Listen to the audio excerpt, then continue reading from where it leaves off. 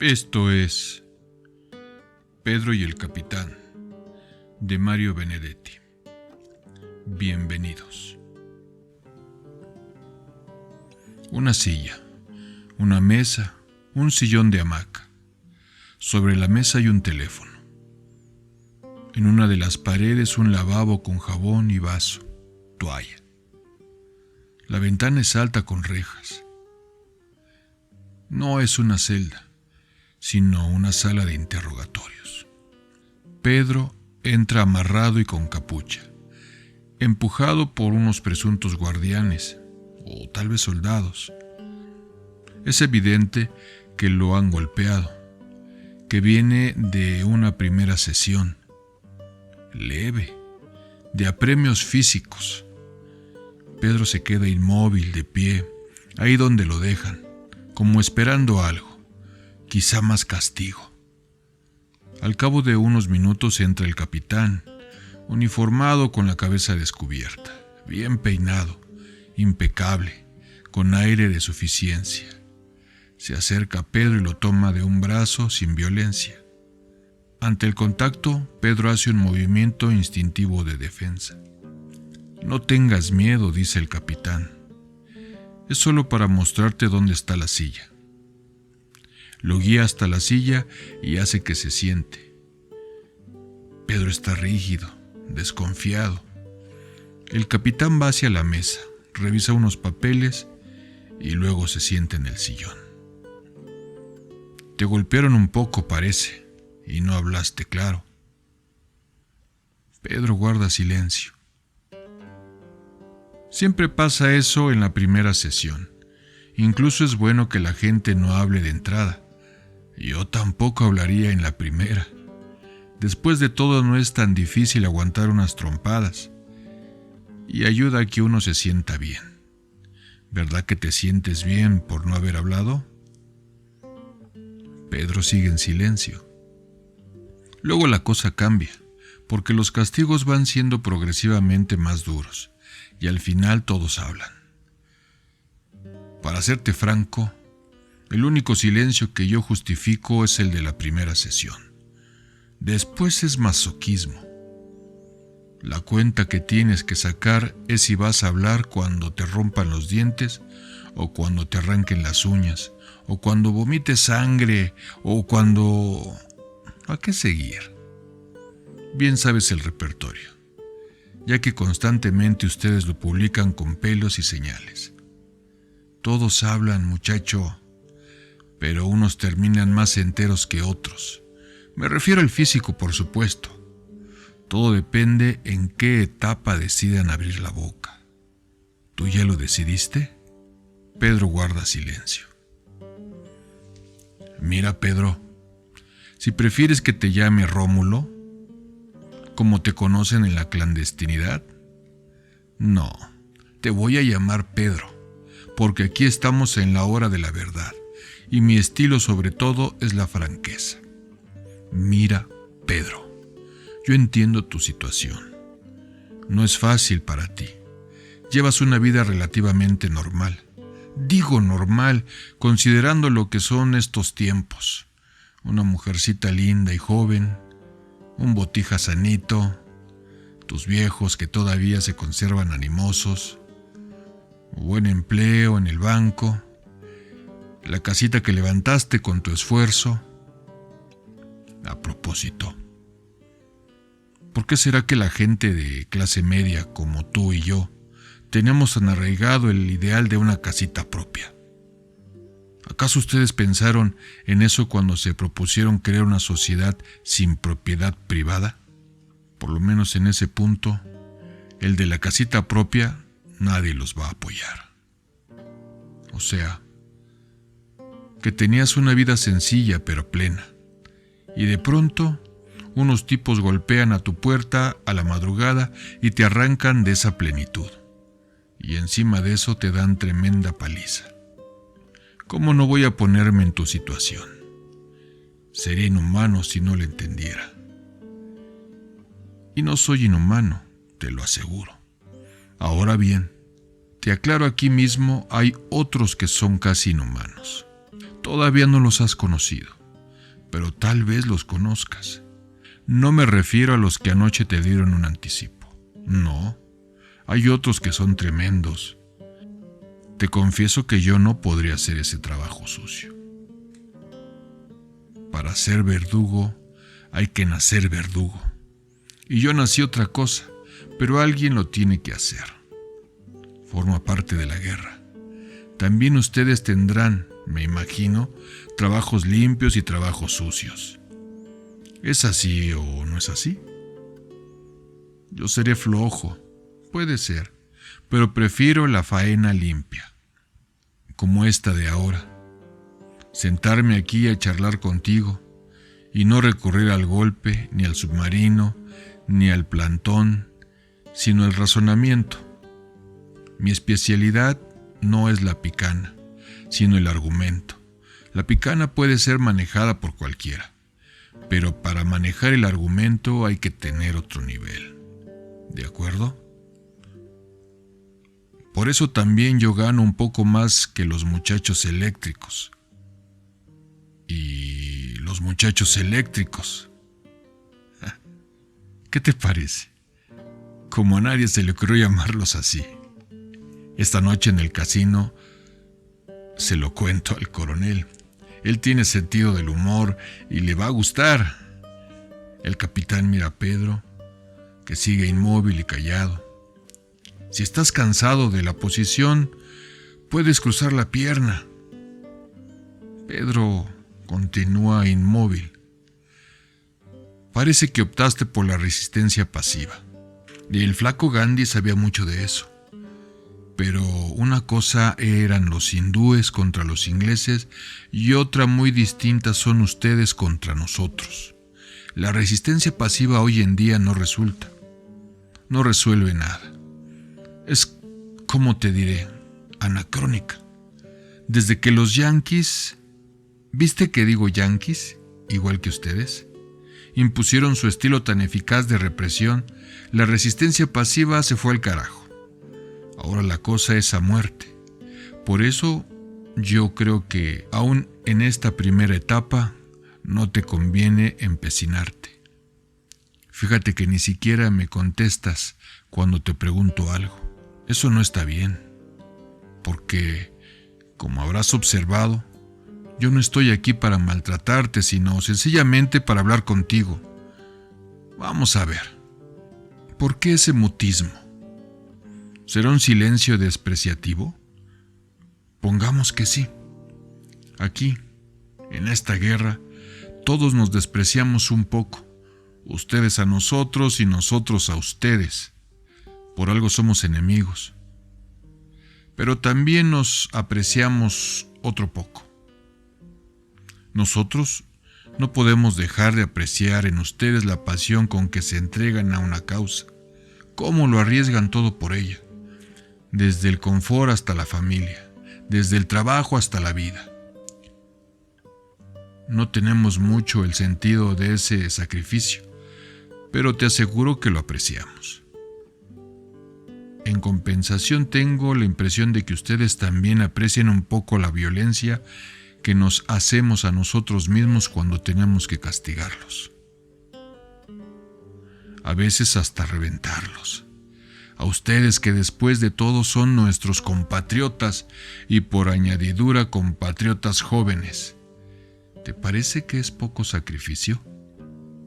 También nosotros somos seres humanos y quisiéramos estar en casa, tranquilos, fresquitos y descansados, leyendo una buena novela policial o mirando la televisión. Sin embargo, tenemos que quedarnos aquí, cumpliendo horas extras para hacer sufrir a la gente, o como en mi caso, para hablar con esa misma gente entre sufrimiento y sufrimiento. Mi tempo es el intermezzo, ¿viste? ¿Te gusta la música, la ópera? Ya sé que no me vas a contestar por ahora, pero lo que quería decirte es que sospecho que ustedes aprecian, no sé si consciente o inconscientemente, la pasión que nosotros, por nuestra parte, también ponemos en nuestro trabajo. ¿Es así? Por primera vez, el tono de la pregunta empieza a ser culminatorio. Pedro no responde ni se mueve. Dime un poco. A ti no tengo que explicarte las reglas del juego. Las sabes bien, y hasta tengo entendido que reciben cursillos para enfrentar situaciones como esta que vives ahora. ¿O no sabes que entre nosotros hay investigadores malos, casi bestiales? Esos que son capaces de deshacer al detenido. Y están también los buenos, los que reciben al preso cuando viene cansado del castigo brutal. Y lo van poco a poco ablandando. ¿Lo sabes? ¿Verdad? Entonces te habrás dado cuenta de que soy yo el bueno. Así que de algún modo me tienes que aprovechar. Soy el único que te puede conseguir alivio a las palizas, brevedad en los pantalones, suspensión de picana, mejorar en las comidas, uno que otro cigarrillo. Por lo menos sabes que mientras estás aquí conmigo, no tienes que mantener todos los músculos y nervios en tensión, ni hacer cálculos sobre cuándo y desde dónde va a venir el próximo golpe. Soy algo así como tu descanso, tu respiro. ¿Estamos? Entonces no creo que sea lo más adecuado que te encierres en ese mutismo absurdo. Hablando la gente se entiende. Decía siempre mi viejo, que era rematador, o sea, que tenía sus buenas razones para confiar en el uso de la palabra. Te digo esto para que te hagas una composición del lugar y no te excedas en tus derechos. Si no quieres que yo me exceda en mis deberes, puedo respetar el derecho que tienes a callarte la boca, aquí, frente a mí, que no pienso tocarte. Pero quiero que sepas que no estoy dispuesto a representar el papel de estúpido dándote mi perorata. Y tú ahí, callado como un tronco. Tampoco esperes imposibles de parte del bueno. Sobre todo cuando el bueno conoce algunos pormenores de tu trayectoria. Pedro, alias Rómulo. Más aún, y para que no te autotortures además de lo que vayan a torturarte, te diré que no tienes ninguna necesidad de hablar de Tomás, ni de Casandra, ni de Alfonso. La historia de esos tres la tenemos completita. Y no nos falta ni un punto ni una coma, ni siquiera un paréntesis.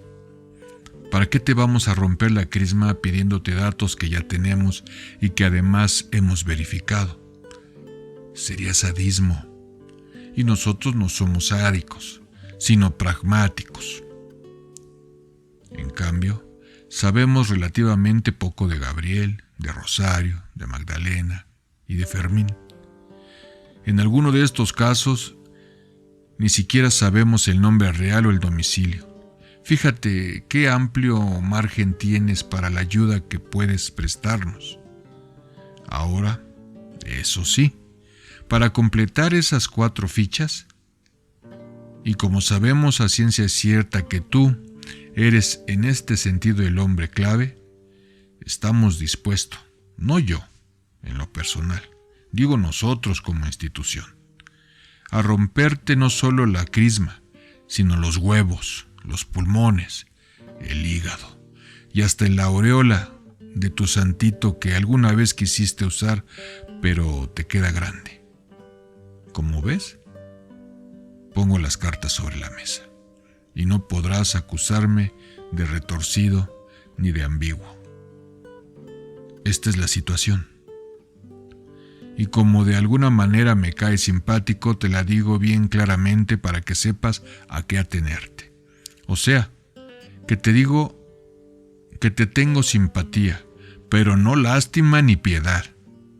Y por supuesto hay aquí, en esta unidad militar, que nunca sabrás cuál es, gente que, por principio y sin necesidad de saber nada de ti, no te tiene simpatía y es capaz de llevarte hasta el último límite. Y no solo a ti. Ellos, Los de la línea durísima prefieren a veces traer a la esposa del acusado y, como te diré, perforarla en su presencia. Y hasta hay quienes son partidarios de la técnica brasileña de hacer sufrir a los niños delante de sus padres, sobre todo de su madre. ¿Te imaginas? Yo no comparto esos extremos, me parecen sencillamente inhumanos, pero si vamos a ser objetivos, tenemos que admitir que tales extremos constituyen una realidad, una posibilidad, y no me sentiría bien si no te hubiera advertido un día te encontraras con algún orangután, como esos que anoche te dieron sus piñazos de introducción. Violara frente a ti a esa linda piba, que es tu mujercita. Se llama Aurora, ¿no? Seguro que en este caso te quitarían la capucha. Son orangutanes, pero refinados. ¿Cuánto tiempo llevan casados? ¿Es cierto que el último 22 de octubre celebraste tus 8 años de matrimonio? ¿Le gustó a Aurora la espiguita de oro que le compraste en la calle Sardini? ¿Y qué me cuentas si llegan a traer a Andresito y empiezan a amasijarlo en tu presencia? Esto último, como te lo decía, aún no ha sido aprobado como recurso, pero los asesores lo tienen en estudio, y claro, siempre habrá alguno que tendrá que ser pionero. Nunca estaré de acuerdo con esos procedimientos porque confío plenamente en el poder de persuasión que tiene un ser humano frente a otro ser humano. Más aún estimo a los muchachos eléctricos. Estimo que los muchachos eléctricos usan la picana porque no tienen suficiente confianza en su poder de persuasión. Y además consideran que el preso es un objeto, una cosa a la que hay que exprimir por procedimientos mecánicos, a fin de que se largue todo su jugo. Yo, en cambio, nunca pierdo de vista que el detenido es un ser humano como yo. Equivocado, pero ser humano. Tú, por ejemplo. Así como estás, callado e inmóvil, podrías ser simplemente una cosa. Quizá lo que estás tratando es de cosificarte frente a mí. Pero por quieto y mudo que permanezcas, yo sé que no eres un objeto. Yo sé que eres un ser humano. Y sobre todo, un ser humano con puntos sensibles. Puntos sensibles que, claro, no poseen las cosas. Ya pensaste en los huevos, claro. Cuando alguien habla de puntos sensibles, es de cajón. Las mujeres piensan en las tetas y los hombres en los huevos. Un matiz que es muy importante no olvidar, ya lo decía el pobre Mitrione, que se las sabía todas. Dolor preciso en el lugar preciso, en la proporción precisa, elegida al efecto. Es claro que el punto de vista de tus respetables convicciones, plantearte a sí mismo la mera posibilidad de hablar, de entregar datos, referencias. No es simpático que a uno lo acusen de traidor, pero aquí hay un elemento que acaso tú ignoras. Un tratamiento de los que dispensamos solo a la gente que nos cae bien, como tú, muchacho. Te damos la posibilidad de que nos ayudes y, sin embargo, no quedes mal con tus compañeros. ¿Qué te parece? A lo mejor crees que es imposible. Te parecerá vanidad de mi parte, pero para nosotros nada es imposible. ¿Quieres que te lo explique? El plan tiene 4 capítulos. Primero, tú hablas. Cuanto antes mejor, así no tenemos necesidad de amasijarte. Si dices todo, todito, acerca de Gabriel, Rosario, Magdalena y Fermín, fíjate que podríamos ponerte una lista de 20 nombres. Y sin embargo, de bueno que somos, incluimos solo 4. ¿Te das cuenta? Una bicoca. Segundo, llevamos a cabo algunos procedimientos de acuerdo a los informes que espontáneamente, ¿entiendes?, espontáneamente nos proporciones. Es claro que esos procedimientos nos sirvan, entre otras cosas, para comprobar si efectivamente estás colaborando o si por el contrario quieres tomarnos el pelo. No te aconsejo la segunda opción. Sí, en cambio confirmamos la primera, no te vamos a soltar enseguida, claro. Es por tu bien, para que tus compañeros no sospechen. Dejamos pasar un tiempo prudencial y después te largamos. Lindo, ¿no crees? Tercero, inventamos un documento en clave o una lista de teléfonos o cualquier otra cosa en la que nos pondríamos fácilmente de acuerdo. Y hacemos público que la racia se debió al descubrimiento fortuito de esa nómina o de lo que sea, o sobre todo a nuestra capacidad deductiva. Así de paso quedamos bien. Como ustedes lo tienen todo compartimentado, cada célula creerá que la lista proviene de otro berretín. Cuarto, te soltamos por fin. ¿Y tú? Cuando te juntes con los muchachos, les dices que negaste todo con tanta firmeza que nos convenciste de tu inocencia. ¿Qué te parece? Pedro continúa inmóvil. Te advierto que no puedes esperar, verosímilmente, una solución mejor que esta que te estoy proponiendo. Ten en cuenta que no se ha empleado nunca hasta ahora, de modo que las sospechas sobre ti no harán carrera.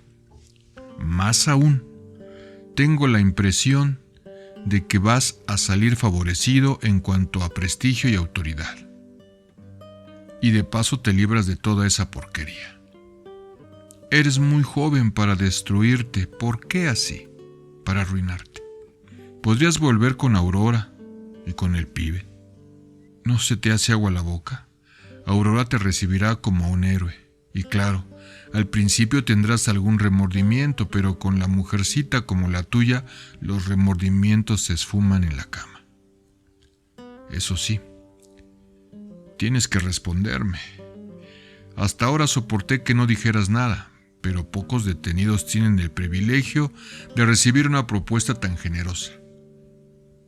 ¿Por qué me habrás caído tan bien? De manera que tienes que responderme, para que tú y yo sepamos a qué atenernos. Concretemos, pues. Frente a esta propuesta, ¿estás dispuesto a hablar? ¿Estás dispuesto a darnos la información que te pedimos? Se hace un largo silencio y Pedro sigue inmóvil. ¿Estás dispuesto a hablar? Pedro mueve la cabeza negativamente. Pedro es arrojado a la misma sala de interrogatorios. Sigue amarrado y con la capucha. Lo introducen con más violencia. Ahora está más deteriorado. Es evidente que el castigo sufrido ha sido severo. Pedro busca a tientas la silla.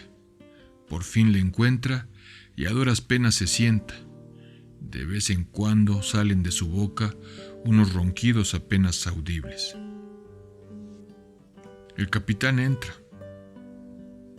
Observa a Pedro, como haciendo inventario de sus nuevas magulladuras y heridas. Se queda de pie y con las piernas abiertas y los brazos cruzados. ¿Viste? Ya empezó el crescendo. No podrás decir que no te lo advertí. Mira que son bestias estos subordinados. Y hay que dejarlos hacer, de lo contrario capaz que nos revientan a nosotros. ¿Te lo creíste? No, lo digo en broma. Pero la verdad es que hay más de un oficial que les tiene miedo. ¿Y qué tal? Te dejé tiempo para que lo pensaras. ¿Lo pensaste? Te advierto una cosa. No creas que vamos a seguir todo el semestre en esta situación, digamos estancada. Por un lado, No creo que tu físico vaya a aguantar mucho tiempo. No eres lo que se dice un atleta. No me refiero a mis preguntas, claro, sino a los muchachos eléctricos.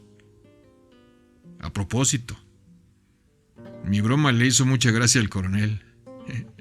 No solo se rió, sino que me dijo: capitán, tenemos gracia al coronel. Capitán, tenemos que cuidar que no haya un solo apagón. El chiste no es bueno, pero me reí. ¿Qué iba a hacer?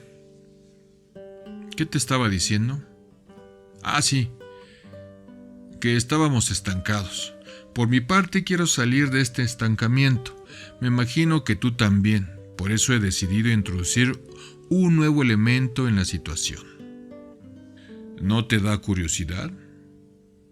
¿Qué será, ¿Un testigo? ¿Alguien que te vaya... ¿Alguien que ya te delató? Nada de eso. El nuevo elemento va a ser tus ojos. Quiero que veas y que yo pueda ver como ves. El capitán se acerca a Pedro y de un tirón le quita la capucha. Pedro tiene la cara con heridas y huellas de golpes. Abre y cierra varias veces los ojos encandilados. Bueno. Mucho gusto. Es mejor vernos las caras, ¿no? Nunca me ha gustado dialogar con una arpillera. Algunos colegas no quieren que el detenido los vea. Y alguna razón tienen. El castigo genera rencores y uno nunca sabe qué puede traernos el futuro. ¿Quién te dice que algún día esta situación se invierta y seas tú quien me interrogue? Si eso llegara a ocurrir, te prometo colaborar un poco más que tú. Pero no va a ocurrir, no te ilusiones. Hemos tomado todas las precauciones para que no ocurra. Por otra parte, a mí no me preocupa que me conozcas mi cara. Lo más que podrías achacarme es que estuve preguntando y preguntando, pero eso no genera rencor, creo. ¿O lo genera? Así, sin capucha, te es un poco difícil hablar, ¿verdad? Sí, contesta Pedro. ¡Caramba! Primer monosílabo. Toda una concesión, ¡bravo! Pedro tiene cierta dificultad al hablar debido a la hinchazón de la boca. Quiero aclararle que el hecho de que usted no participe directamente en mi tortura no garantiza que no lo odie, ni siquiera que lo odie menos. El capitán se sorprende un poco, pero reacciona. Está bien, me gusta el juego limpio. No le gusta. Pero no importa. Quiero decirle además que con capucha no abrí la boca porque hay un mínimo de dignidad al que no estoy dispuesto a renunciar. Y la capucha es algo digno. El capitán guarda un momento en silencio. Eso del odio, ¿por qué lo dijiste? ¿Por qué lo dije? Sí, puedo comprender que lo sientas. En cambio, no puedo comprender que me lo digas así, descaradamente. Aquí soy yo el que está arriba y tú eres el que está abajo. ¿O te olvidaste? No me olvidé. Y mostrar odio genera odio. Claro. Te advierto que no voy a entrar en ese juego. Soy cristiano, pero no acostumbro a poner la otra mejilla. Por supuesto, el que las pone soy yo. Y mire cómo las tengo. Las mejillas, y la espalda, y las piernas, y las uñas. Y mañana los huevos, si usted lo dice. Lo digo, lo ordeno y los otros cumplen. ¿Qué te parece?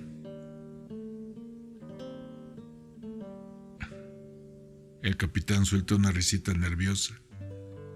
De todas maneras te aconsejo que no me provoques. Soy de pocas pulgas, ¿sabes? Lo sé. Quizá yo sepa más de usted que usted de mí. No me digas. Sí le digo. En su afán de extraerme lo que sé y lo que no sé, usted no advierte que se va mostrando tal cual es. ¿Y cómo soy? Bah. Me parece que te pregunté cómo soy. Sí, ya sé, pero es absurdo. Me mete en cana. Hace que me revienten. Y encima exige que le sirva de analista. ¿Eso? Después de todo, ya me imagino cómo soy. Entonces estoy de acuerdo con ese autodiagnóstico. Y si me imagino noble y digno, ¿sabe lo que pasa? Usted no puede venderse a sí mismo un tranvía. No puede imaginarse noble y digno. ¡Cállate! ¿Cómo? ¿No quería que hablara? Y ahora que me decido a hablar, ¡cállate, estúpido! Está bien. El capitán, al cabo de un rato, más calmado, como si recapacitara, continúa el diálogo con Pedro. Después de todo, a lo mejor me considero noble y digno, pero ¿a quién le importa mi nobleza y mi dignidad? ¿A quién? Deberían de importarle a usted. ¿Lo que es a mí? ¿Eso también está en las instrucciones? ¿Establecer una distancia sanitaria con el interrogador? Es usted quien establece la distancia. ¿Cómo puede haber comunicación, aproximación, diálogo, etcétera, entre un torturado y su torturador? Yo ni siquiera te he tocado. Sí, ya sé, es el bueno. Pero es que aquí hay muchos buenos y malos. Usted no será como el mastodonte que me hace el submarino, como la bestia que me aplica la picana, el mismo engranaje, la misma máquina. ¿Acaso usted mismo puede creer que hay diferencia? Te estás pasando de insolente. Entonces vuelvo a callarme. ¿Y no quisieras preguntar nada? ¿Preguntar yo? Sí, preguntar tú. ¿De qué se trata? ¿Esa nueva técnica post-mitrione? A lo mejor. Bueno, voy a preguntarle. ¿Tiene familia? ¿Y a ti qué te importa? ¿Cómo importarme? Nada. ¿A quién debe importarle si la tienes a usted? ¿Me estás amenazando? Eso se llama deformación profesional. Ustedes, cuando se acuerdan de la familia de uno, es siempre para amenazar. ¿Y entonces para qué quieres saber? Porque si tiene padres, mujer e hijos, debe ser jodido para usted cuando vuelve a casa. ¿Qué dices? Me explico. Que para usted debe ser jodido, después de interrogar a un recién torturado, darle un besito a su mujer, o a su hijo si lo tiene. El capitán se levanta de un salto. Perdió toda la compostura y le da a Pedro un puñetazo en la boca. Pedro trata de mover los labios y habla con más dificultad que antes. Menos mal que usted es el bueno. Todo tiene su límite. Se va a arruinar, capitán. No olvide que el bueno no puede ni debe propinar piñazos a un hombre amarrado. De todas maneras, le comunico que no puede competir con sus colegas de anoche. Ellos lo hacen muchísimo mejor. Y es lógico. Lo que ellos hacen eléctricamente, usted lo hace a tracción a sangre. Así no se puede competir. Dije basta. No le regañarán cuando se den cuenta que perdió la calma. Violó las normas, capitán. Mira, mocoso, cállate. ¿No le gustó lo de la familia? Primero, quiere decir que la tiene. Segundo, que no es tan insensible. ¿Vas a hablar entonces? Estoy hablando, ¿no? ¿Sabes a qué me refiero? No saques conclusiones descabelladas. ¿Pero por qué? ¿Por qué? ¿No te das cuenta, cretino, de que te están utilizando? ¿No te das cuenta de que otros ponen las ideas y tú pones la cara? Está bien esa frase. ¿De dónde la sacó? Incluso a veces puede ser cierta. Y entonces... Entonces nada. Lo esencial no es el defecto individual, sino la voluntad colectiva. Párrafo 7, inciso A, de la declaración interna que analizaron ustedes en agosto. Y si la conocen, la declaración de agosto, ¿para qué toda esta farsa? Una cosa es la declaración y otra cosa eres tú. O sea, que tenemos un soplón. ¿Por qué no? ¿Qué esperabas?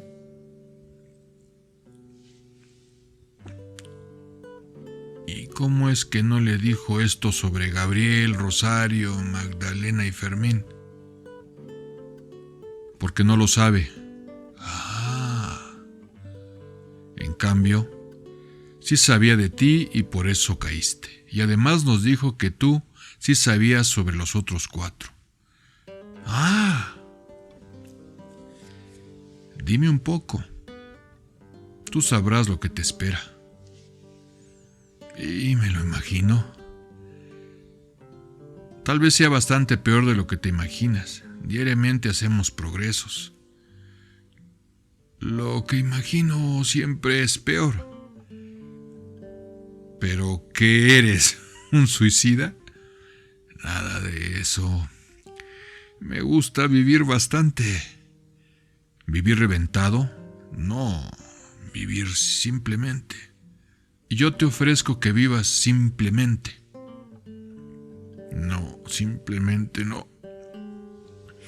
Usted me ofrece que viva como un muerto. Y antes que eso prefiero morir como un vivo. Va, frases. Se la dije a propósito. Pensé que le gustaban. Ustedes, cuando dicen un discurso, hablan siempre en bastardilla. El capitán guarda silencio. Y después de unos minutos... Antes me preguntaste por la familia. Sí, tengo mujer y yo un casalito. El varón de 7 años, la niña de 5. Es cierto que a veces cuando llego del trabajo es difícil enfrentarlos. Aquí no torturo, pero oigo demasiados gemidos, gritos desgarradores, bramidos de desesperación. A veces llego con los nervios destrozados. Las manos me tiemblan. Yo no sirvo demasiado para este trabajo, pero estoy entrampado. Y entonces encuentro una sola justificación para lo que hago: lograr que el detenido hable, conseguir que nos dé la información que precisamos. Es claro que prefiero siempre que hable sin que nadie lo toque, pero ese ejemplar ya no se da, ya no viene. Las veces que conseguimos algo es siempre mediante la máquina. Es lógico que uno sufra de ver sufrir. Dijiste que no era insensible, y es cierto. Entonces fíjate, la única forma de redimirme frente a los niños es ser consciente de que por lo menos estoy consiguiendo el objetivo que nos han asignado: obtener información, aunque ustedes tengamos que destruirlos. Es de vida o muerte.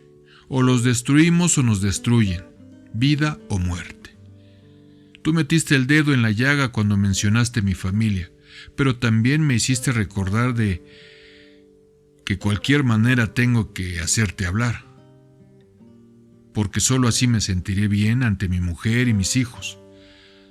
Solo me sentiré bien si cumplo mi función, si alcanzo mi objetivo, porque de lo contrario seré efectivamente un cruel, un sádico, un inhumano, porque habré ordenado que te torturen para nada, y eso sí es una porquería que no soporto.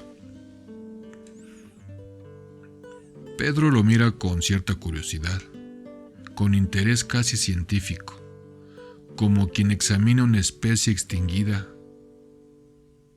¿Algo más? Sí, una pregunta. Es la misma de antes, pero aspiro a que ahora la entiendas mejor. Confío en que te des cuenta de toda la vida que pongo detrás de ella.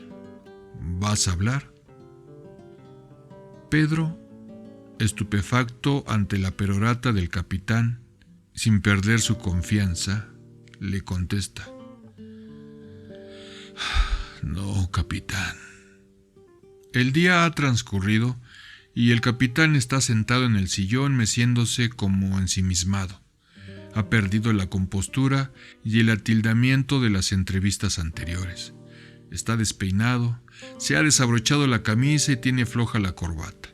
Se inclina sobre la mesa y descuelga el tubo del teléfono. Tráiganlo, y cuelga. Otra vez vuelve a mecerse en el sillón. A veces parece respirar con dificultad. Transcurren varios minutos. Se oyen ruidos cercanos. Pedro es arrojado a la habitación. Tiene la capucha. La ropa está desgarrada y con abundantes manchas de sangre. Queda tendido en el suelo, inmóvil. El capitán se acerca, sin quitarle la capucha lo examina. Ve sus múltiples heridas y contusiones. Cuando le toma un brazo, se oye un ronco quejido. Entonces lo suelta. Parece desorientado y se aleja de aquel cuerpo. Pedro no responde, pero trata de moverse. El capitán vuelve a acercarse, y esta vez lo sostiene con fuerza y lo lleva hasta la silla. Pero el cuerpo de Pedro se inclina hacia un costado. El capitán lo sostiene y vuelve a acomodarlo. Cuando comprueba que por fin tiene estabilidad, regresa a su sillón y de nuevo se mece. Debajo de la capucha empiezan a oírse ciertos sonidos, pero al principio no se distingue si se tratara de risa o de llanto. El cuerpo se sacude. El capitán suspende su balanceo y espera un poco tenso. Pero el ruido sigue, confuso, ambiguo.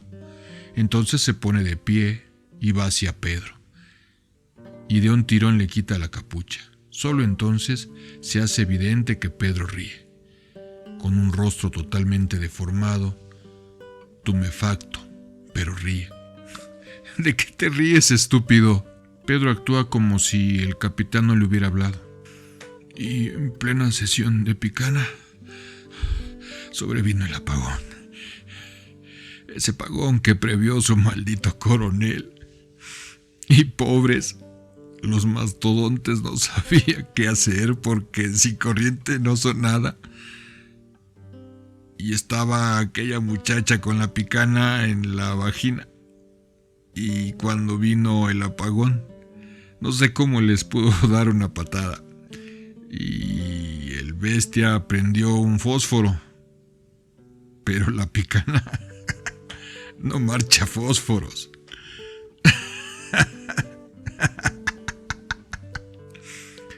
No marcha fósforos.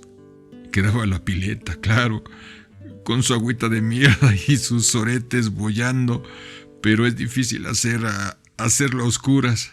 La pileta no es eléctrica, pero a veces le dan su correntita y no es confortable hacerlo a la mitad de un apagón. A oscuras no puede saber cuándo el tipo no da más. El doctor precisa buena iluminación para diagnosticar y proximidad para el paro cardíaco. Así hubo que suspender la sesión. Pedro, me llamo Rómulo. No, te llamas Pedro. A lo sumo Rómulo, alias Pedro. No me confundas, Pedro, alias Rómulo. Nada. ¿Qué? Nada. No tengo nombre ni alias. Nada. Pedro. Pedro nada. Nada es mi apellido paterno. No lo sabía, capitán. Se lo estoy revelando en este preciso instante. ¿No llama al taquígrafo? Es declaración importante. ¿O tiene puesto el grabador? Pedro nada. Y mi apellido materno es más. O sea, completito. Pedro nada más. El capitán espera a que concluya la risa de Pedro. ¿Qué te pasa? Como pasarme, nada importante. Estoy en la muerte y chao. Pero a esta altura la muerte ya no me importa. Estás vivo y puedes estar más vivo aún. Se equivoca, capitán. Estoy muerto. Estamos como quien dice en mi velorio. No te hagas delirante. Conmigo no va a ese teatro. No es teatro, capitán. Estoy muerto. No sabe qué tranquilidad me vino cuando supe que estaba muerto. Por eso ahora no me importa que me apliquen electricidad o me sumerjan en la mierda, o me tengan de plantón o me revienten los huevos. No me importa porque estoy muerto. Y eso da una gran serenidad y hasta una gran alegría. ¿No ve que estoy contento? Eres el primer muerto que habla como un loro. Muy bien, capitán. Excelente. Se dio cuenta de la contradicción. Se está entrenando en la dialéctica, ¿eh? Estoy muerto y hablo como un loro. Bravo, capitán. ¿Quién hubiera dicho que iba a llegar a tan brillante conclusión? Bravísimo. Pido que conste en la grabación mi voluntad de aplaudir. No mis aplausos, claro, porque estoy amarrado. Le debo una explicación. Quiero decir que estoy técnicamente muerto, pero todavía funciono como cuerpo. Es decir, hago pichí, hago caca. No diría que eructo porque, como me matan de hambre, no tengo prácticamente nada para eructar. Ahora bien, digo que estoy técnicamente muerto porque no me van a extraer ni un solo numerito de teléfono, ni siquiera el número de mi casa, ni siquiera el número de mi camisa. Y en consecuencia, me van a seguir dando y dando. Y este cuerpo frágil ya aguanta poco más, muy poco más. Como usted bien observó, capitán, no soy un atleta. Y como me van a seguir dando y dando, bueno, pues por eso estoy muerto, técnicamente muerto. ¿Entendió, capitán? No sabe qué tranquilidad me vino cuando me di cuenta. Todo cambió. Por ejemplo, a usted le tenía odio. Y se lo dije. Y en cambio, dado que estoy muerto, ahora le tengo lástima. Siento que por primera vez le saqué una ventaja considerable. Y casi diría inconmensurable. No estés tan seguro. ¿Cómo sabes hasta dónde aguantarás? Eso solo se sabe cuando llega el momento. Aguantaste hasta ahora, pero ya te dije antes que no hemos llegado al máximo, que todos los días descubrimos algo nuevo. Reconozco que esa es la preocupación que tenía cuando estaba vivo. Hasta donde podría aguantar. Porque cuando uno está vivo quiere seguir viviendo, y eso es siempre una tentación peligrosa. En cambio, la tentación se acaba cuando uno sabe que está muerto. ¿Y el dolor? Es cierto, el dolor. Qué importante es el dolor cuando uno está vivo. Pero qué poquito significa cuando uno está muerto. Tú no estás muerto, carajo. Pero a lo mejor estás loco. Le hago una concesión, capitán. Loco, pero muerto. O te pasas de vivo. Otra observación sagaz, capitán. Porque nadie puede pasar por muerto. Pedro. Pedro nada más, capitán. Me cago en tu nombre completo. Le comunico que se ha cagado usted en un cadáver, y eso en cualquier parte del mundo y bajo cualquier régimen constituye una falta de respeto. El capitán se esfuerza por llevar el diálogo a un cauce más normal. Tienes que hablar, Pedro, te soy franco. Te he tomado simpatía, no quiero que te revienten.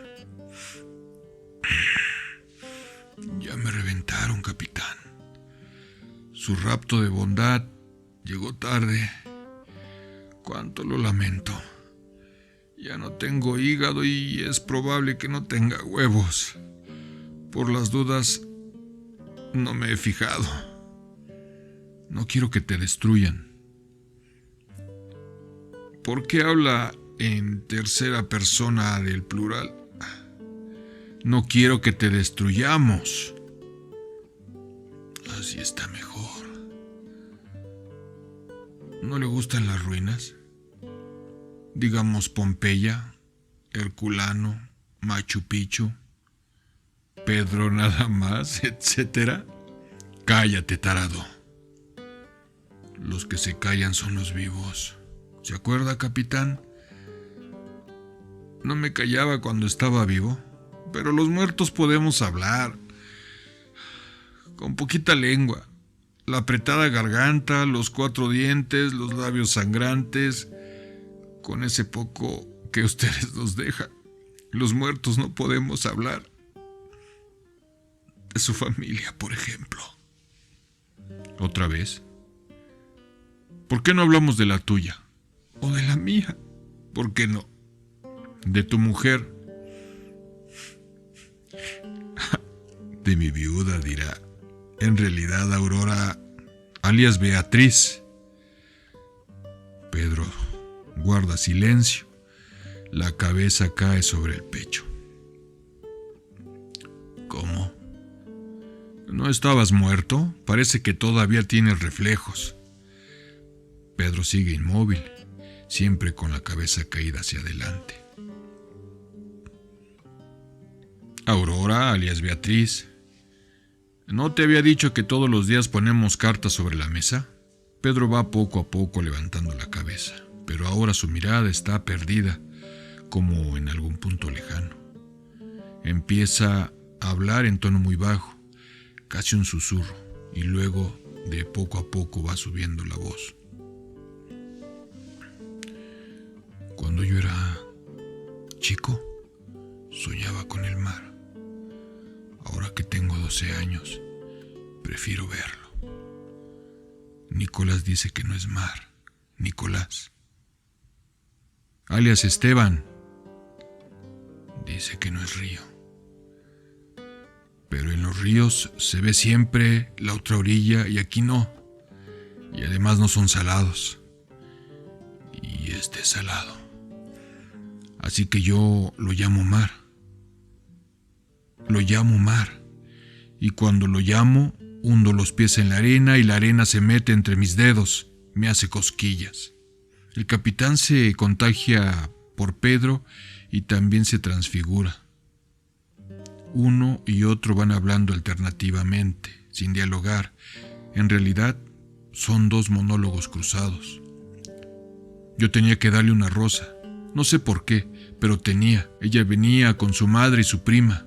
Ella venía y yo la miraba, pero yo tenía que darle una rosa.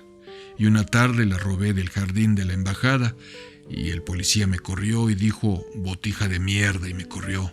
Pero yo corrí más y me vino asma. Pero cuando llegué al parque, cuando llegué a la fuente, ya me había pasado el asma. Aunque igual me saltaba el corazón y entonces me acerqué y le di la rosa y ella primero me miró sorprendida. Luego pestañeó y enseguida arrojó la rosa al agua de la fuente. Yo quería ser vagabundo. A los 13 me fui de mi casa y caminé toda la mañana y me sentía eufórico, libre, feliz. Y como tenía en el bolsillo un vuelto que era de mamá, al mediodía me compré 2 especiales de jamón y queso y una malta. Y en la tarde, debido al sol tan fuerte, me quedé dormido en un banco de la plaza y solo desperté con la sirena de los bomberos. Pero ellos pasaron de largo y yo caminé y caminé con perros siguiéndome y sin perros. Y entonces me empezaron a doler las rodillas y se encendieron los faroles de la calle. Y cuando estaba a punto de llorar, me vio mi mamá desde la vereda de enfrente y gritó: mijito. Ahí terminó mi carrera de vago. Andrés me seguía a todas partes porque yo me odiaba. Yo percibía ese odio tan intensamente que podía menos que odiarlo yo también. Y un día no pude más y me di la vuelta. Y lo enfrenté. Y entonces él también se dio la vuelta y salió disparando. Y entonces yo empecé a seguirlo. Y nos odiábamos intensamente, pero él nunca se dio vuelta ni me enfrentó. Venía todas las tardes a la biblioteca y se sentaba a estudiar matemáticas. Yo estudiaba historia, pero en realidad no estudiaba nada porque me pasaba mirándola de reojo y tratando de investigar si ella también me miraba de reojo. Pero nunca coincidimos en las investigaciones, así que pasamos todo un trimestre mirándonos. Si mirábamos, hasta que una tarde Aurora, alias Beatriz, aunque el capitán lo dijo mecánicamente, es como si así se rompiera un sortilegio. Pero también usted lo sabe todo, capitán. Pero eso no va a impedir que yo esté muerto. Y también sé algo más. Por ejemplo, que ustedes saben que ella no sabe, pero imaginan que yo sé.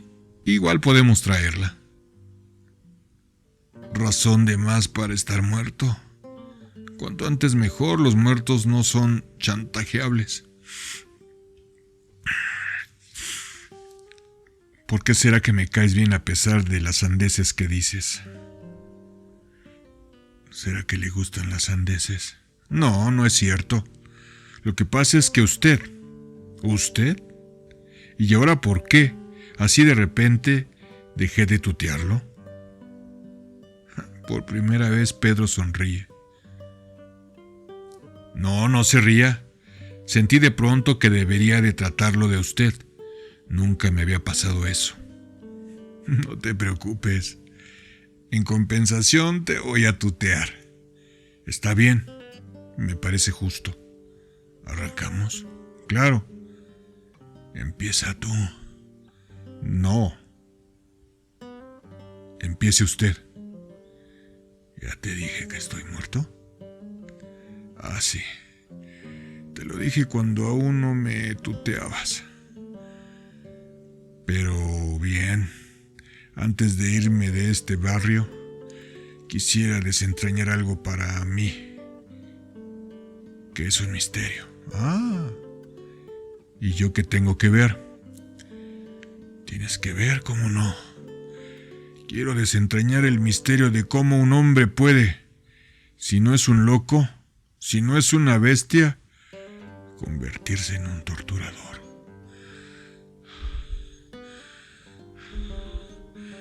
Fíjate que estoy muerto. O sea, que no lo voy a contar a nadie. Es para mí nomás.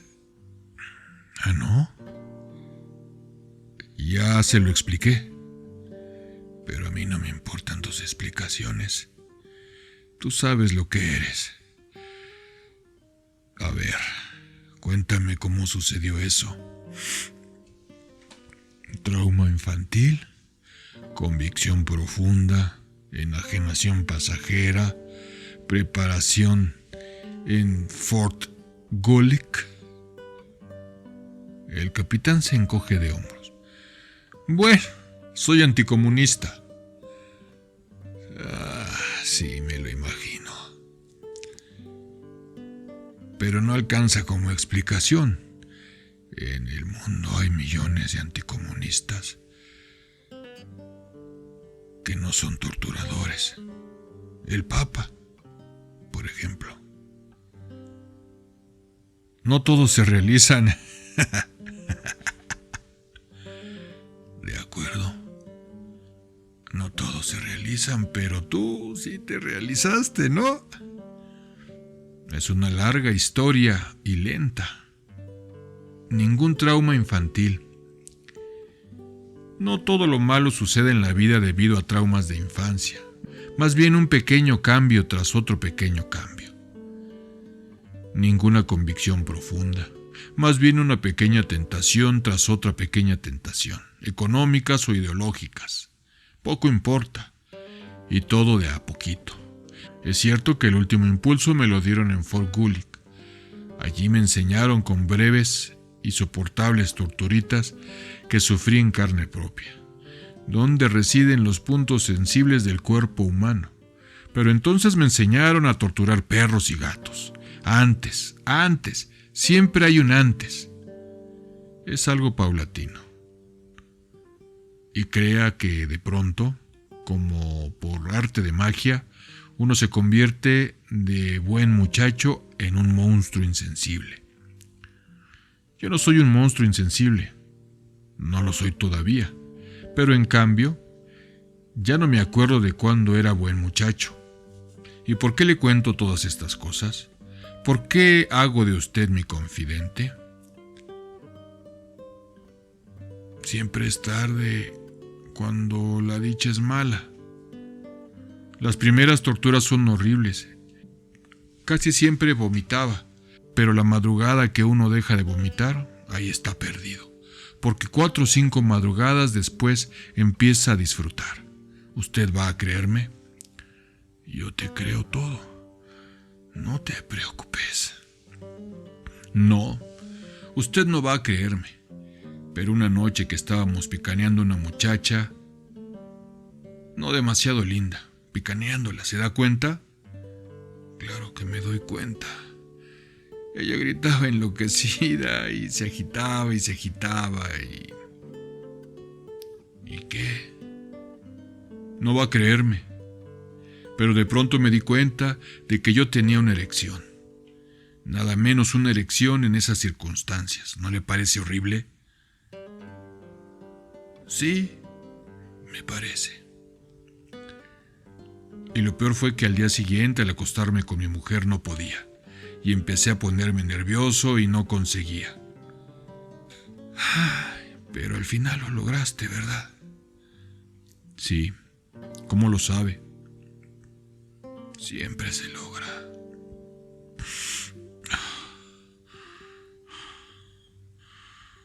Pero lo conseguí solo cuando puse toda mi fuerza evocativa en la muchacha de la víspera, que no era demasiado linda. ¿No es espantoso? Solo logré funcionar con mi mujer cuando me acordé de la muchacha que se retorcía porque la picaneábamos. ¿Cómo se llama eso? Debe de tener una denominación científica. El nombre es lo de menos. Es por eso que no puedo volver atrás. Es por eso que no puedo volver a ceder. Es por eso que tengo que hacer que hable. Ya anduve demasiado trecho por este camino. ¿Comprende ahora? ¿Comprende por qué va a tener que hablar? Comprendo si tú quieres que yo comprenda. Por eso tuve que tratarlo a usted, porque si lo seguía torturando, no iba a poder. ¿Quieres que te diga una cosa? De ninguna manera vas a poder, capitán. Ni tratándome de usted, ni de tú, ni de vos, ni de su señoría, ¿ves? Esa es la ventaja que tiene el no. No siempre es no. Y nada más que no. ¿Oíste bien, capitán? No. ¿Oyó, capitán? No. ¿Habéis oído, capitán? No. Al día siguiente, sobre el piso está Pedro. O por lo menos el cuerpo de Pedro, inmóvil, con capucha. Al cabo de un rato empiezan a oírse quejidos muy débiles. Entra el capitán sin chaqueta, sin corbata, sudoroso y muy despeinado. ¡Ay! Lo trajeron antes de tiempo. El capitán toca el cuerpo con un pie. Pedro. El cuerpo no da señales de vida. Vamos, Pedro, tenemos que trabajar. El capitán va hacia el lavabo, moja la toalla, le exprime un poco, se acerca al cuerpo tendido, se inclina sobre él, le quita la capucha y queda evidentemente impresionado ante el calamitoso estado del rostro de Pedro. Se sobrepone, sin embargo, y empieza a limpiarle las heridas de la cara con la toalla un poco húmeda. Lentamente Pedro empieza a moverse. Pedro. Pedro abre un ojo, pero parece no reconocer al capitán. ¿Qué pasa? ¿Se siente mejor? ¿Pedro me reconoce? Pedro balbucea. Desgraciadamente, sí. El capitán ayuda a Pedro a instalarse en la silla, pero el preso no puede sostenerse. Esta vez sí lo han destruido. El capitán se quita el cinturón y con él sujeta a Pedro al respaldo de la silla a fin de que no se derrumbe. De poco a poco Pedro se va reanimando, pero visiblemente está acabado. De todos modos, siempre habrá una contradicción entre la relativa vitalidad que aún muestra su rostro y el derrengado aspecto de su físico. Así que el capitán... Claro. ¿Cómo le dieron esta vez? Lo reventaron, Pedro. ¡Qué barbaridad! Menos mal que ya estaba muerto. ¿No le parece que ha llegado el momento de aflojar? Ya se portó como un héroe. ¿Quién va a ser tan inhumano para reprocharle que ahora hable? Pedro no contesta después de un largo silencio. Capitán. ¡Capitán! ¿Qué? ¿Tú nunca hablas a solas? Puede ser alguna vez. Yo sí hablo a solas. ¿Y eso qué? Hablo a solas porque hace 3 meses que estoy incomunicado. ¿Cómo? Habla conmigo. Esto no es hablar. ¿Y qué es?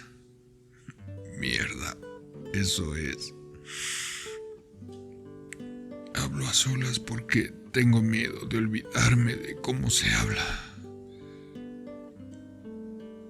Pero habla conmigo. No me refiero a hablar con el enemigo.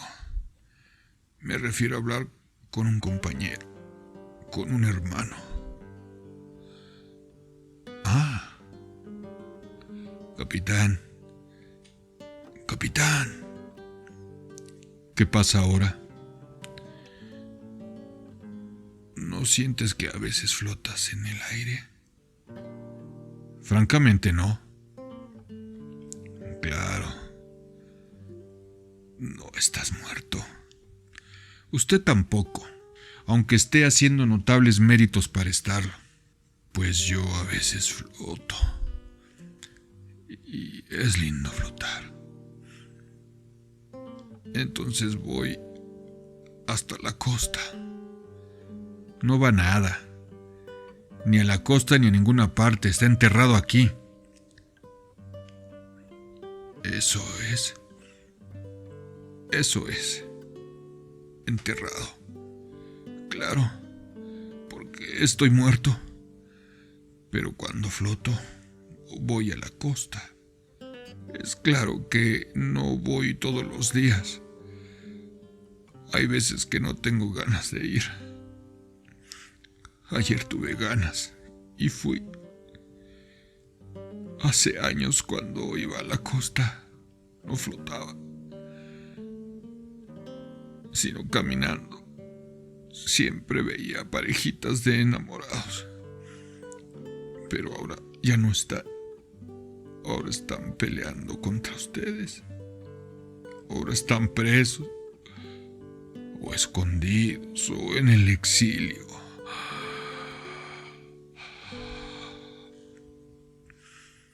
¿Cómo se llama tu esposa, capitán? ¿Qué le importa? ¿Ves? Te di la oportunidad de que me dijeras buenamente. Pero yo sé que se llama Inés. ¿Y eso de dónde lo sacó? Ya te dije que yo sé más que tú de mí. Inés, no te preocupes. También sé que no tiene alias, salvo que tú la llamas Beba. Pero no es un hombre clandestino. Qué suerte, ¿verdad? Hoy en día no es bueno tener un nombre clandestino. ¿A dónde quiere llegar? A mi muerte, capitán. A mi muerte. ¿Qué gana con no hablar? ¿Que lo revienten? ¿O que me dejen de reventar? No se haga ilusiones, no lo van a dejar. Si me muero, dejan. Y me muero. Pero es largo morirse así. No tanto. Si uno ayuda, si uno colabora.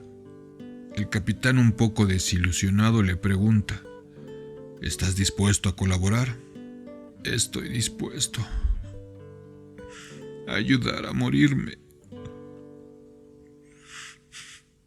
Estoy dispuesto a ayudar a que Inés te quiera. No se preocupe por eso. Ella me quiere. Sí. Hasta hoy. Porque no sabe exactamente en qué consiste tu trabajo. Quizás se lo imagine. No. No se lo imagina. Sí. Si se lo imaginara, ya te habría dejado. Ella no es mala. No, no es mala. Y también quiero ayudarte a que tus hijos, el Casalito, no te odie. Mis hijos no me odian. Todavía no. Claro. Pero ya te odiarán. ¿Acaso no van a la escuela? Solo el varón. Pero la niña irá más adelante. Y los compañeritos y las compañeritas informarán a uno y a otra sobre quién eres. Y la primera gresca que se arme, ya lo sabrán. Y es lógico. Y a partir de esa revelación, empezarán a odiarte. Y nunca te perdonarán. Nunca los recuperarás. Nunca sabrás si...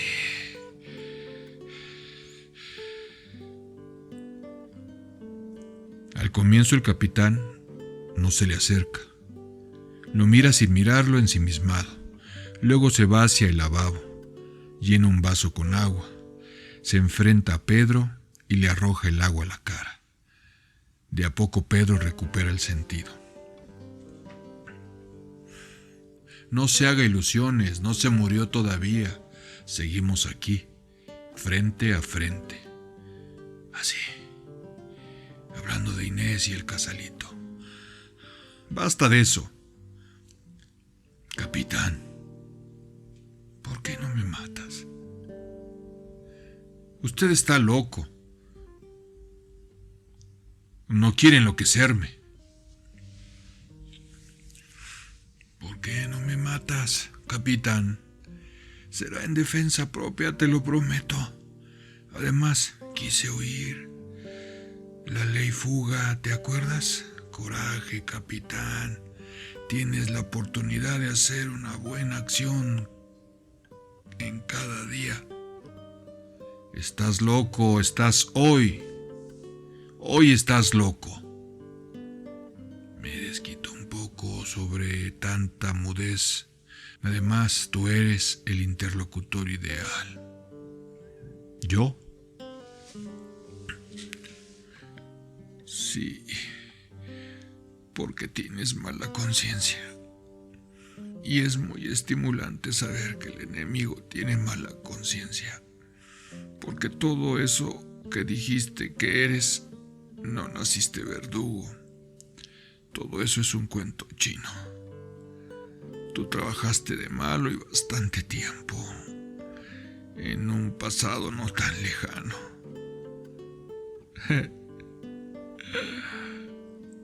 Te conocemos, capitán. O sea, que tienen que hacer más espesas las capuchas. Siempre hay alguien que ve a alguien. Y yo, por ejemplo, me limito a conocer el nombre de tu mujer. También sé el tuyo, hasta tu alias. Estás loco, yo no tengo alias. Sí que tienes. Solo que tu alias no es un nombre, sino un grado. Tu alias es el grado de capitán. Y tú eres coronel. Eres coronel, capitán. Así que una de dos. O nos tratamos de Rómulo a capitán, o nos tratamos de coronel a Pedro. ¿Qué te parece, capitán? ¿Coronel? ¿Sabe una cosa? Usted es más cruel que yo. ¿Por qué? ¿Porque te aplico el mismo tratamiento? No es para tanto. Además, tú tienes todavía el poder, la picana, la pileta con mierda, el plantón. Yo no tengo nada, salvo mi negativa. ¿Le parece poco? No. No me parece poco. pero con mi negativa fanática. Eso es. Mi negativa fanática desaparezco. Te dejo el campo libre. Mejor dicho, el camposanto libre. El capitán está como vencido. Pedro también está terriblemente fatigado. Por fin el capitán levanta la mirada. Habla como transfigurado. No, Pedro, usted no es cruel. Le pido excusas. Y ya vi que no es cruel. Va a comprender. Usted dice que quiere que yo salve el amor de mi mujer y de mis hijos. Sin atender a lo que dice el capitán, Pedro comienza a hablar y lo hace sin mayor conciencia del contorno. ¿De veras que nunca hablaste a solas, capitán? Ahora estoy aquí contigo, pero igual voy a hablar a solas. De paso aprendes cómo se habla en tales condiciones. Toma nota, capitán. Este es un ensayo de cómo se habla a solas. Mira, Aurora, alias Beatriz.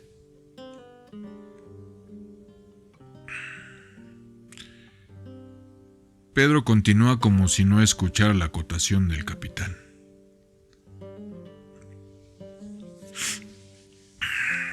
Mira, Aurora, estoy jodido. Yo sé que vos, estés donde estés, también estás jodida. Pero yo estoy muerto y tú, en cambio, estás viva. Aguanto todo menos una cosa: no tener tu mano. Es lo más extraño. Tu mano suave, larga, tus dedos finos y sensibles. Creo que es lo único que todavía me vincula a la vida. Y si antes de irme del todo me concedieran una sola merced, pediría eso: tener tu mano durante 3, 5, 8 minutos. Lo pasaríamos bien, Aurora. Alias Beatriz. Tú como yo. Tú y yo. Tú y yo. Tú y yo sabemos lo que significa confiar en el otro. Por eso habría querido tener tu mano, porque sería la única forma de decirte que confío en ti.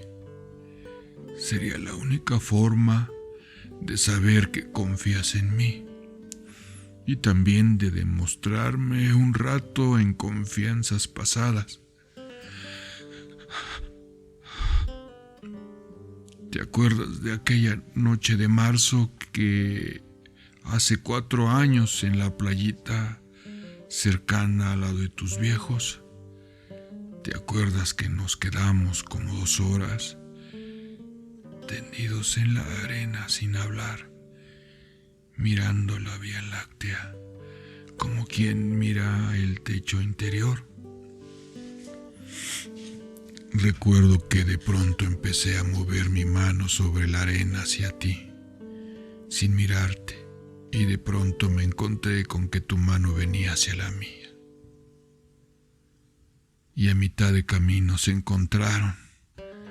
Fíjate que este es el recuerdo que rememoro más. También tu cuerpo, tu piel, tu boca. ¿Cómo no recordar todo eso?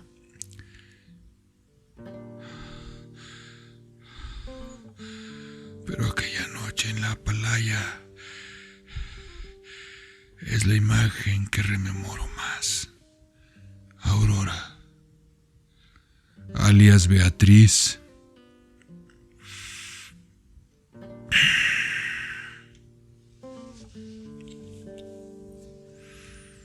Andrés, díselo de a poco, No lo hieras brutalmente con la noticia. Eso marca cualquier infancia. Explícaselo de a poco y desde el principio.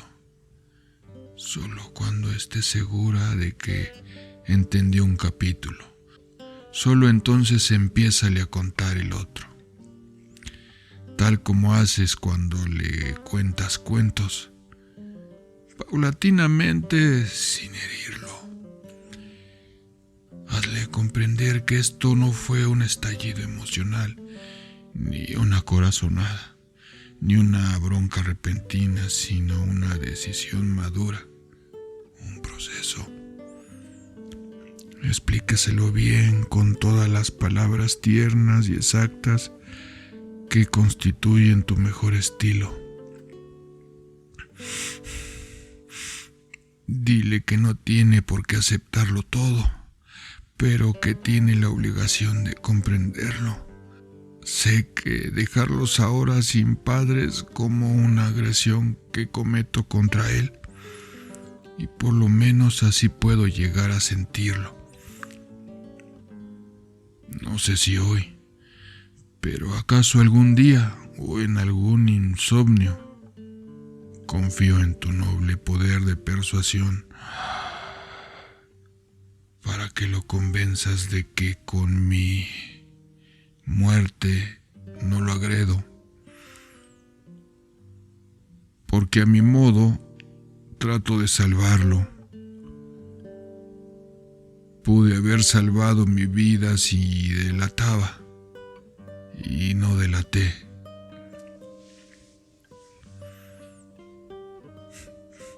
Pero si delataba, entonces sí que iba a destruirlo. Hoy a lo mejor se había puesto contento de que papi volviera a casa. Pero 9 o 10 años después está dando la cabeza contra la pared. Dile cuando pueda entenderlo que lo quiero enormemente y que mi único mensaje es que no traicione. Se lo vas a decir, pero eso sí, ensáyalo antes varias veces, así no lloras cuando se lo digas. Si lloras, pierde fuerza lo que dices. ¿Estás de acuerdo, verdad?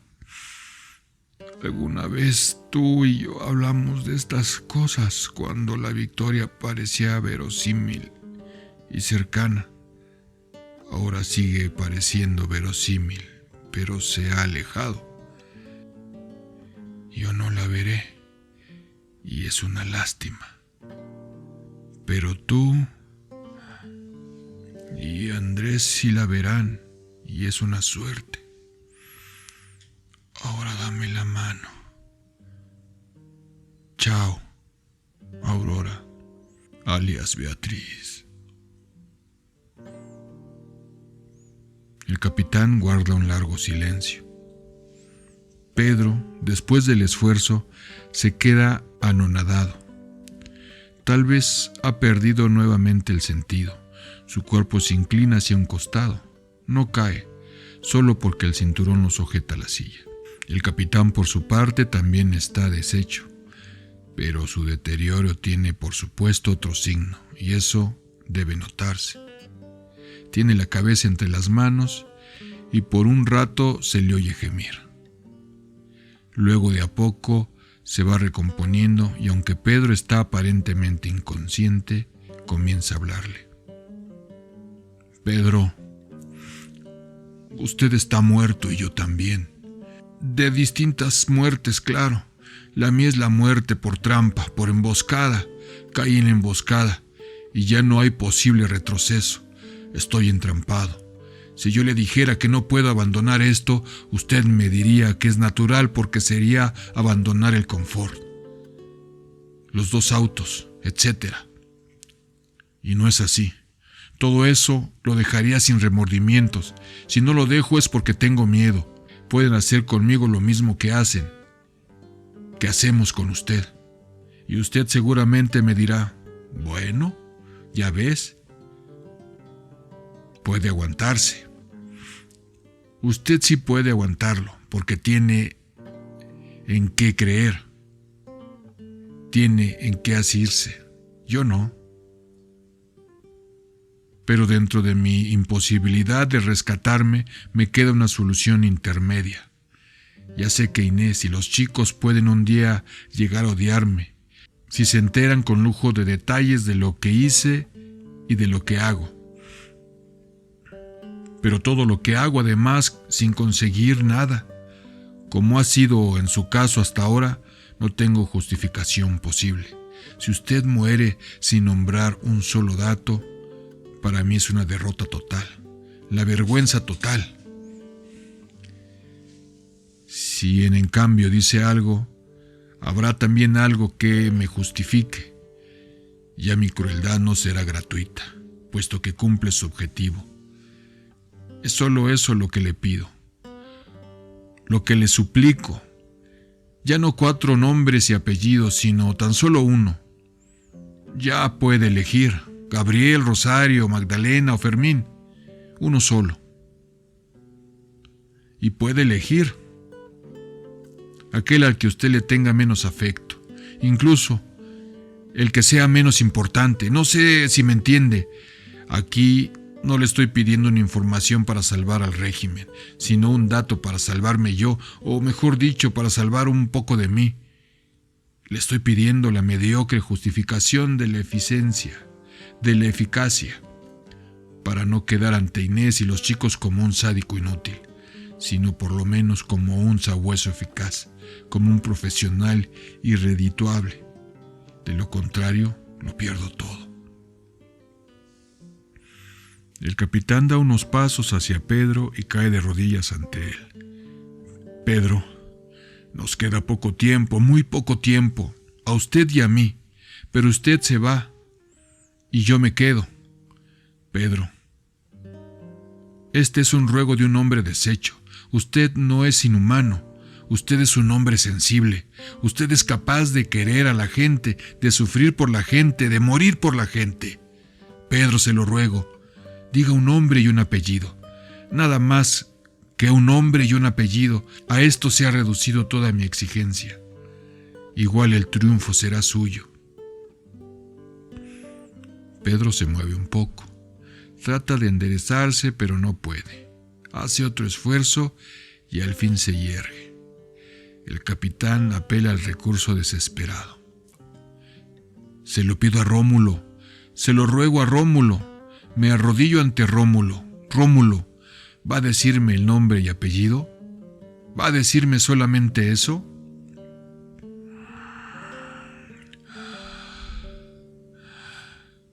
No, capitán. Entonces se lo pido a Pedro. Se lo ruego a Pedro.